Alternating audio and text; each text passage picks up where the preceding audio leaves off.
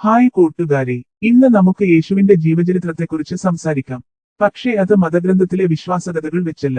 ചരിത്രശാസ്ത്രം അംഗീകരിക്കുന്ന ചില പ്രധാനപ്പെട്ട ചരിത്രരേഖകൾ മാത്രം വെച്ചാണ്. യേശുവിനെപ്പറ്റി സ്വതന്ത്രമായ മതഗ്രന്ഥത്തിന് പുറത്തുനിന്നുള്ള ചരിത്രരേഖകൾ വളരെ കുറവാണെങ്കിലും കിട്ടുന്ന ചെറിയ വിവരങ്ങൾ ചേർത്ത് ചരിത്രകാരന്മാർ പറയുന്ന യേശുവിന്റെ മിനിമം ചരിത്രരൂപം എന്താണ്? ഇന്ന് അതാണ് നാം വളരെ ലളിതമായി പരിശോധിക്കുന്നത്. ആദ്യം യേശുവിനെപ്പറ്റി പറയുന്ന ഏറ്റവും പ്രധാനപ്പെട്ട റോമൻ ചരിത്രസാക്ഷ്യം ടാസിറ്റസ് എന്ന റോമൻ ചരിത്രകാരനിൽ നിന്നാണ്. അദ്ദേഹം ഒരു സ്ഥലത്ത് പറയുന്നത്, പീലാത്തോസ് എന്ന റോമൻ ഉദ്യോഗസ്ഥന്റെ കാലത്ത് ക്രിസ്റ്റസ് എന്ന് വിളിക്കപ്പെട്ട ഒരാൾക്ക് മരണശിക്ഷ നടപ്പിലാക്കി. ടാസിറ്റസ് ക്രിസ്ത്യാനി അല്ലായിരുന്നു. അതിനാൽ ഇത് ഒരു മതകഥയല്ല, പൂർണ്ണമായി സ്വതന്ത്രമായ ഒരു സർക്കാർ രേഖാതരം സാക്ഷ്യമാണ്. ഇതിൽ നിന്ന് നമുക്ക് ഉറപ്പോടെ പറയാൻ കഴിയുന്ന കാര്യങ്ങൾ ഇവയാണ്: യേശു എന്നൊരു യഹൂദ പ്രബോധകൻ യഥാർത്ഥത്തിൽ ജീവിച്ചിരുന്നതാണ് എന്നതും റോമർ അദ്ദേഹത്തെ ശിക്ഷിച്ചതും ഒരു ചരിത്രവസ്തുതയാണ് എന്നതുമാണ്. ഇതിനേക്കാൾ വിലപ്പെട്ട മറ്റൊരു സ്വതന്ത്ര സാക്ഷ്യം യഹൂദരുടെ ചരിത്രകാരനായ ജോസെഫോസിൽ നിന്നാണ് ലഭിക്കുന്നത്. അദ്ദേഹം എഴുതിയ ഒരു ഭാഗത്ത് പറയുന്നത്, ക്രിസ്റ്റ് എന്നു വിളിക്കപ്പെട്ട യേശുവിന്റെ സഹോദരനായ ജെയിംസ് എന്നാണ്. ജോസെഫോസ് ക്രിസ്ത്യാനി അല്ലാത്തതിനാൽ അദ്ദേഹത്തിന് യേശുവിന്റെ കുടുംബത്തെ പ്രശംസിക്കേണ്ട താല്പര്യമൊന്നുമില്ല. അദ്ദേഹത്തിന്റെ ലക്ഷ്യം ജെയിംസ് ആരായിരുന്നു എന്ന് വ്യക്തമാക്കുക മാത്രമായിരുന്നു. അതുകൊണ്ട് തന്നെ ചരിത്രകാരന്മാർ ഇത് ഏറ്റവും വിശ്വാസിയുള്ള ഒരു കുടുംബ ചരിത്രസാക്ഷ്യമായി സ്വീകരിക്കുന്നു. അതിനാൽ ഒരു ആധികാരിക ചരിത്ര തെളിവായി യേശുവിന് ജെയിംസ് എന്ന പേരിലുള്ള സഹോദരൻ ഉണ്ടായിരുന്നതായി നമുക്ക് ഉറപ്പോടെ പറയാൻ കഴിയും. ഇത് കഥയല്ല, സ്വതന്ത്ര യഹൂദ ചരിത്രകാരന്റെ രേഖയാണ്. ഇപ്പോൾ ഒരു പ്രധാന കാര്യം കൂടി നമുക്ക് പരിശോധിക്കാം. പൗലോസിന്റെ കത്തുകൾ എന്തുകൊണ്ട് ചരിത്രകാരന്മാർ ആധികാരിക രേഖയായി ഉപയോഗിക്കുന്നു? ചരിത്രപരമായി യേശുവിനെക്കുറിച്ചുള്ള ഏറ്റവും പഴക്കമുള്ള ക്രിസ്ത്യൻ രേഖകൾ സുവിശേഷങ്ങൾ അല്ല. പഠനങ്ങൾ പ്രകാരം സുവിശേഷങ്ങൾ യേശുവിന്റെ മരണത്തിന് ഏകദേശം 4 മുതൽ 6 ദശകങ്ങൾ കഴിഞ്ഞാണ് എഴുതപ്പെട്ടത്. എന്നാൽ പൗലോസിന്റെ കത്തുകൾ യേശുവിന്റെ മരണത്തിനു വെറും 20 മുതൽ 25 വരെ വർഷത്തിനുള്ളിൽ എഴുതപ്പെട്ടവയാണ്.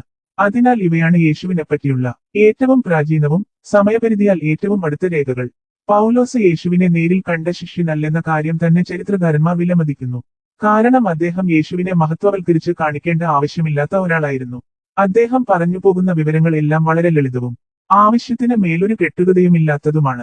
അത്തരത്തിലുള്ള വിവരങ്ങൾ ചരിത്രപരമായി ഏറ്റവും വിശ്വാസിയുള്ളവയാണെന്ന് പണ്ഡിതർ പറയുന്നു. പൗലോസ് പറയുന്ന ചില അടിസ്ഥാന വിവരങ്ങൾ ഇതാണ്: യേശു യഥാർത്ഥ മനുഷ്യനായിരുന്നു. അദ്ദേഹം യഹൂദനായിരുന്നു. അദ്ദേഹം ക്രൂശിക്കപ്പെട്ടു. അദ്ദേഹത്തിന്റെ മരണശേഷം അദ്ദേഹത്തിന്റെ ശിഷ്യന്മാർ ഒരു വലിയ ആത്മീയ വിശ്വാസത്തിൽ ജീവിച്ചിരുന്നു. പിന്നെ യേശുവിന്റെ സഹോദരൻ ജെയിംസിനെ പൗലോസ് പരാമർശിക്കുന്നു. ഇത് ജോസെഫോസിന്റെ പുറംസാക്ഷ്യവുമായി യോജിക്കുന്നു. ഇതെല്ലാം കൂടി ചരിത്രകാരന്മാർ ഈ കത്തുകളിൽ നിന്ന് മിനിമം യാഥാർത്ഥ്യ വിവരങ്ങൾ സ്വീകരിക്കുന്നു. ഇങ്ങനെ നമുക്ക് ഒരുമിച്ച് ചേർക്കുമ്പോൾ യേശുവിനെക്കുറിച്ച് ആധികാരികമായി ചരിത്രം പറയാൻ കഴിയുന്നത് ചില അടിസ്ഥാന സത്യങ്ങൾ മാത്രം. 1-ാം നൂറ്റാണ്ടിൽ യഹൂദ പ്രദേശത്ത് യേശു എന്ന പേരിലുള്ള ഒരാൾ യഥാർത്ഥത്തിൽ ജീവിച്ചിരുന്നു. അദ്ദേഹം ജനങ്ങൾക്ക് ഇടയിൽ ഒരു ആത്മീയ പ്രബോധകനായിരുന്നു. അദ്ദേഹത്തിന് ജെയിംസ് എന്ന ഒരു സഹോദരൻ ഉണ്ടായിരുന്നുവെന്ന് സ്വതന്ത്ര ചരിത്രരേഖകൾ വ്യക്തമാക്കുന്നു. അദ്ദേഹത്തിന് ശിഷ്യന്മാരും ഉണ്ടായിരുന്നു. അദ്ദേഹം പീലാത്തോസിന്റെ കാലത്ത് റോമർ വഴി ക്രൂശിക്കപ്പെട്ടത് ഒരു ഉറച്ച ചരിത്രവസ്തുതയാണ്. അദ്ദേഹം മരിച്ച ശേഷം അദ്ദേഹത്തെ പിന്തുടർന്നവർക്ക് ശക്തമായ ഒരു ആത്മീയ അനുഭവമോ വിശ്വാസമോ ഉണ്ടായി. ഇതാണ് പിന്നീട് ക്രിസ്തുമതമായി വളർന്നത്. ഈ അടിസ്ഥാന വിവരങ്ങൾക്ക് പുറത്തേക്കുള്ള കാര്യങ്ങൾ, ജനനകഥകൾ, അത്ഭുതങ്ങൾ, ദൈവിക ഇടപെടലുകൾ, ഉയിർപ്പിന്റെ സ്വഭാവം, ഇവയെക്കുറിച്ച് സ്വതന്ത്ര രേഖകൾ ഒന്നും തന്നെയില്ല. അതിനാൽ ചരിത്രശാസ്ത്രം അവയെ ഉപയോഗിക്കുന്നില്ല. അവ വിശ്വാസത്തിന്റെ മേഖലയിൽ വരുന്ന കാര്യങ്ങളാണ്. അതിനാൽ യേശുവിന്റെ ജീവിതത്തെക്കുറിച്ചുള്ള നിഷ്കളങ്കമായ ചരിത്രരൂപം ഇത്രമേൽ മാത്രമാണ്. അദ്ദേഹം യഥാർത്ഥ ചരിത്ര വ്യക്തിയായിരുന്നു. അദ്ദേഹം യഹൂദ പ്രദേശത്ത് പ്രബോധനം നടത്തി. അദ്ദേഹത്തിന് സഹോദരൻ ഉണ്ടായിരുന്നു. അദ്ദേഹം റോമർ വഴി ക്രൂശിക്കപ്പെട്ടു. അദ്ദേഹത്തിന്റെ മരണശേഷം അദ്ദേഹത്തെക്കുറിച്ചുള്ള വിശ്വാസം ഒരു വലിയ പ്രസ്ഥാനമായി വളർന്നു. ഇതിലപ്പുറം പറയുന്നത് ഒന്നും തന്നെ ചരിത്രമല്ല, വിശ്വാസമാണ്. നിങ്ങളുടെ അഭിപ്രായം താഴെ കമന്റായി എഴുതുക. ഇത്തരം അടിസ്ഥാന പഠനങ്ങൾ ഇഷ്ടമാണെങ്കിൽ വീഡിയോയ്ക്ക് ഒരു ലൈക്കും ചാനലിന് ഒരു സബ്സ്ക്രൈബും നൽകാൻ മറക്കരുത്. അടുത്ത വീഡിയോയിൽ വീണ്ടും കണ്ടുമുട്ടാം കൂട്ടുകാരെ.